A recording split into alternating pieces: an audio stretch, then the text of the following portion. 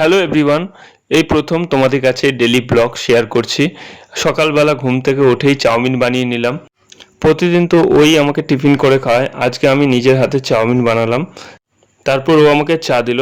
চা খেয়ে আমি নিজের অফিসের কাজে বেরোনোর জন্য রেডি হলাম। তারপরে ট্রেনে সেদিনকে খুব একটা ভিড়ও ছিল না, ঠিক আছে, খুব হালকা ভিড় ছিল। ট্রেনটা ফাঁকা থাকায় আজকে আমার যেতে খুব একটা অসুবিধা হয়নি। তো ট্রেনটাও চলে গেল, আমিও রওনা হলাম আমার অফিসের দিকে। আর এইদিকে দেখো, আমার চোখ মুখ দেখে মনে হচ্ছে আমি সদ্য ঘুম থেকে উঠে এসেছি। তারপরে আমি আমার অফিসে পৌঁছালাম। দেন লাঞ্চ টাইমে আমি ফ্রেশ হওয়ার জন্য বাথরুমে গেলাম।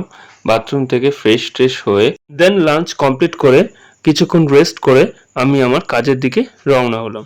একে একে সবাই দেখো লাঞ্চ করে আবার নিজের নিজের ডেস্কে ফিরে এসছে।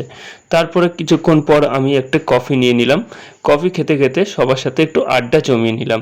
দেন আমি আমার কফিটা শেষ করে আমার কাজটা কমপ্লিট করে আমি রওনা হলাম আমার বাড়ির উদ্দেশ্যে। আজকে দেখো ওয়েদারটা কতটা সুন্দর, সেটা উপভোগ করতে করতে পৌঁছে গেলাম আমি আমার জায়গায়। সেটা হয়তো কল্যাণীতে। আর আমার বাড়িও হচ্ছে কিন্তু কল্যাণীতে।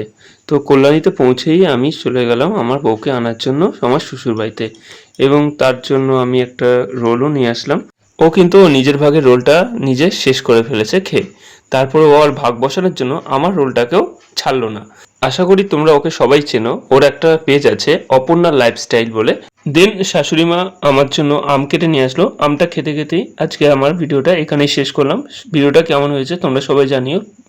টাটা।